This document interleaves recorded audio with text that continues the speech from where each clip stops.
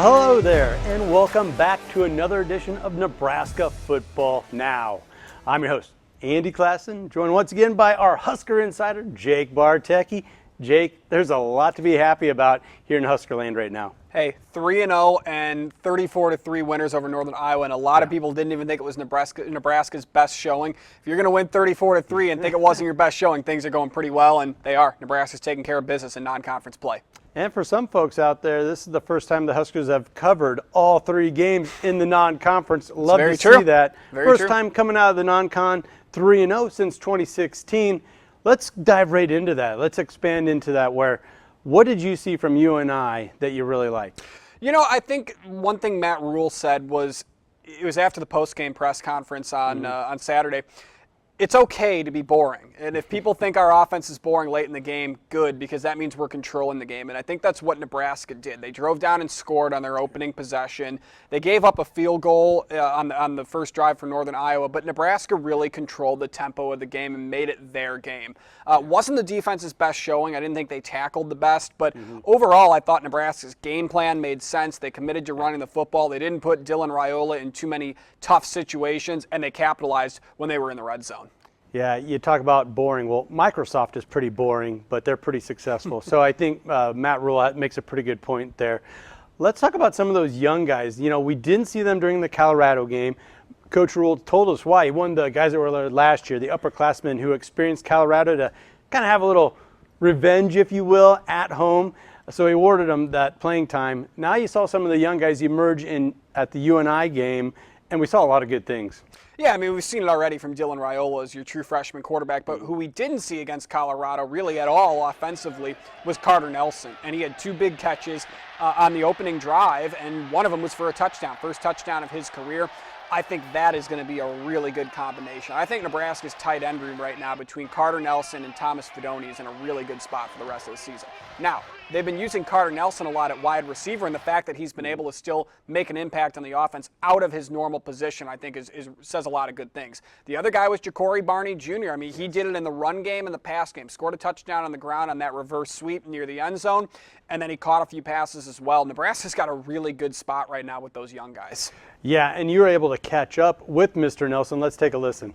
You and Dylan have kind of grown up through this together. He throws you the touchdown pass. How much have you guys kind of leaned on each other through this transformation and this progression in your first year? Yeah, no, it's been awesome. He's a great player, but at the same time, he's a coach. Like, just the way he knows the playbook and how he knows the offense, like, he's been able to really help me through that. And I'm just really excited to see, like, how the offense grows, to be able to fit him and how he, like, just compliments everyone. So, Jake, after hearing that and him kind of talking about his young quarterback and how they're progressing and they're getting along, learning from one another, what do you make of all that? Well, what I make of it is I think Dylan Raiola, as Carter Nelson sort of said, is also like a coach on the field. And you don't hear that about young quarterbacks all that often, especially from other freshmen. I think that says a lot about not only Dylan Raiola, but also his relationship with his teammates. And that's why I asked, I said, look, you guys have been through this together now, and you guys are kind of going through this first freshman year as one, because you guys are all part of the freshman class. And he kind of was able to say that Dylan Raiola has been a coach on the field. I think it says a lot about Nebraska's offensive leader.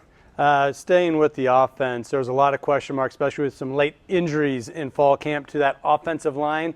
I feel like they've shown us some really good, promising things early on in this season. What's been your biggest takeaway, or maybe even concern with that offensive line? Well, they haven't allowed too many sacks. I mean, they've given Dylan Raiola time in the pocket to throw the football. Now, he's made a lot of check down throws, which are quick release, and that's fine because one of the best quarterbacks to ever do it was a check down king, and that was Tom Brady. So that's pretty good company to be in. They've also opened a lot of holes in the run game. I mean, all four running backs have looked really strong. Nebraska averaging over 4 yards per attempt in non-conference play. Dante Dowdell's been able to find the end zone multiple times. I think the offensive line's been really strong. Now, unfortunately, going to be without Micah Mazuka. Coach Rule said he's working through some personal things. But Henry Latofsky, when he's been in there, I think has fit in pretty well. Yeah. I'm very pleasantly surprised at the offensive line through the first three. You know, you got to be impressed with our young quarterback, Dylan Raiola, and he's still passing at over 70% completion percentage right now. So that alludes to the offensive line is doing some good things there, right? But there is a concern with this offense and how it might get bogged down in the second half. What do you make of that? Or is it just hey, they're already up by 21 points. They're protecting a lead, so of course the playbook's getting geared down a little bit. Marcus Satterfield kind of alluded to that in his media availability this week, that they want to be aggressive, but they're going to do everything they can to control the game. I think that's a really tough line to walk there. I mean, it's a really fine line between aggression and also trying to make sure you control the game and chew the clock. And I think people were a little concerned about that with the Colorado game, because Nebraska was up 28-0 at the half in that one and didn't score in the second half. And as much as Nebraska, I thought, had a good game plan in the red zone against Northern Iowa, they left points out there with taking field goals when they probably should have been touchdowns. I think what you saw against Northern Iowa that was part of the aggression is they got guys like Heinrich Harburg in there, who we haven't seen in a long time get in on offense. So we really haven't seen him line up other than maybe 1 or 2 games last year before he became quarterback as a receiver. He was a quarterback, he was a receiver, and he ran the football last weekend. So I think that's an interesting little way of trying to throw some new wrinkles in there when you're controlling the game. No, I thought it was good to see Harburg back in there, as a receiver, quarterback, and then a running back as well. We talked about Raiola and how he's impressed so far. What does he need to work on heading into Big Ten play? You mentioned the win in Colorado and how there were some things that even Coach Rule was critical about, clock management. Are those some things that maybe just are going to be growing pains and we're just going to have to get used to dealing with the true freshman quarterback? I wouldn't really say he needs to change much. I think he's come into this season, he's already played a primetime night game twice, once against a team that was in a national spotlight in Colorado. So I think he's pretty well warmed up for Big Ten play. Clock management is one, but I think that's a thing every quarterback's going to have to deal with when they start their first couple of college games. It's really different. I mean, you got to figure out where the clocks are at in the stadium. It's not like a high school game where you kind of know where to look every single play when you come to the snap. I think one other thing he kind of needs to work on is getting ready for the physicality that the Big Ten's going to bring. And he talked about that in his press conference this week, there's really not much you can do for that other than just kind of watch the tape. Know the guys that are going to bring a lot of pressure. Know the guys that might hit you hard. It'll all be an adjustment period, but I really wouldn't change much up if I'm Dylan Raiola. I think he's doing a fine job where he is. If it ain't broke, don't fix it, right? That's right.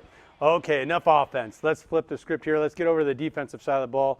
You're at the latest presser. Got some words from Tony White. We clipped him up here. Let's take a listen. More missed assignments this game. When we go back and count, and that's on me. Whenever you got too many missed assignments from different levels, all 3 levels, then that's on the coordinator. Period. There ain't no running from that. So it's maybe tried to do too much with all the different looks that they were given and all that kind of stuff. So then eliminated some things and go back to, hey, let's go back to training camp. Let's make sure we know exactly what we're supposed to do so we can do it at a high level and perform. All right, Jake, so Coach White's talking about improvements that can be made. Is there a reason for concern, or is that just something that every defense needs to go through? You don't want to be in the same place at the start of the season compared to the end of the season, and this is a progression. And I think the entire coaching staff kind of has that in mind. They want to get better each and every week. Yeah, to me, I think the number that probably jumps out to me from Northern Iowa is they allowed 180 yards after contact. And that's a lot of yards, especially for what Nebraska was averaging in the first games. They're averaging just 80 yards after contact. So I think that's probably one of the areas. I mean, he mentioned it. Tackling was one, missed assignments was the other. You don't want to miss assignments in the Big Ten because you're going to run into some explosive receivers and offenses, and even running backs are going to be able to find a hole with just one linebacker not where he's supposed to be. That can cause a lot of problems. And I think Nebraska, up until Northern Iowa, and I didn't really even think it was that big of an issue against the Panthers, they had done a really good job sticking to their assignments and sticking in their gaps. And the game that really jumps out to me is Colorado. Everybody stayed in their assignments and was able to really shut down a powerful offense. Obviously, Travis Hunter still had over 100 receiving yards in that game, but they took him away on a lot of plays that were drawn up for him. So, he talked about missing assignments. I think that's probably the biggest thing right now. And I felt when he was talking about missing assignments, a lot of times he was talking about missing tackles, and that's something they're going to have to really shore up heading into conference play. But this is the first time, I believe, since 2005 that we've held our first 3 opponents under 20 points. Yeah. Let's kind of enjoy that, right? No doubt about it. I mean, you've got another offense coming in here who I think Nebraska matches up pretty well against. I mean, Luke Altmaier for Illinois is thrown 10 interceptions last season. He's cut that number down a lot. This is his second year with Illinois. So, I mean, he's a good quarterback, but I think it's another opportunity for Nebraska to really go out and show something against a Big Ten ranked team. Yeah, and let's dive right into that. You took me right where I wanted to go, Jake. Let's preview Illinois. Brett Bielema teams, they seem to be just maybe a little better coach than a lot of teams out there. They're very disciplined, right? They like to run the ball. But hold on, this team might be a little bit better at passing the ball on offense. And a lot of folks are saying that kind of plays into this defensive front of Nebraska to get after the quarterback. What do you make of that? Yeah, I'm bringing a lot of pressure this Friday night if I'm Tony White. I mean, why not? You don't have to bring so much pressure in terms of you don't need to rush 4 or 5 every time. You can rush 3 or 4. They did that against Colorado, and it worked out really well. But I'm bringing pressure at Luke Altmaier. I mean, force him into some tough situations. The other thing is, Nebraska is going to have the atmosphere on their side, and nothing against the atmosphere at other Big Ten schools, but Memorial Stadium night game can make other places look really, really small and like JUCO level type of college game for teams that aren't used to it. I think with the crowd on their side, bring some pressure, force Luke Altmaier into some tough situations. Now, the tackling is one thing that I think Nebraska has to shore up because Zachary Franklin, Pat Bryant, 2 wide receivers who are up for postseason awards for Illinois. So they've got some speed, and they're able to make space between them and the defenders. So make sure they're tackling well and bring pressure. You talk about the extra juice, the home field advantage for the Huskers. And for Colorado, right, it was a rivalry game, an ode to the Big 12, Big 8 days. I feel like there's something else going on here with Illinois. Friday night, which, say what you will, we got the whole national scene to ourselves here at the Nebraska. But then you also have the 400th consecutive sellout. Yeah. Crowd's going to be into it, loud and proud once again. That has got to be an advantage for Nebraska, and the coaches have talked about that. One thing that's really easy for me and great for me to explain to recruits, the first thing we do when recruits show up here on their official visit is we don't go do some fancy thing. We take a picture with them, and then we walk them right out into the field, and we show them hey, here's the number of sellouts in a row, and here's the All-Americans. And then we talk about the field and how our hope someday is that they win a championship on that field, but also that they graduate on that field. And how the University of Nebraska is not a football factory. It's a place of development, and that's a proof of it, that you can sell out for 400 straight games and you can lead the country in academic All-Americans. There's I know they say there's no better place, but I mean, I really believe that. I've always told how appreciative I am of the support that the fans gave us over the last 6 years I've been here. I felt like there's never been a drop. It was definitely weird, during COVID, not being able to have everyone in there. But just to be able to play in front of these people who, pour their heart and soul into us and, just want us to win so badly and just, be good. I think it's just awesome. Part of it, you don't know any better because this is all we know, right? All Nebraskans know, but I mean, you're getting.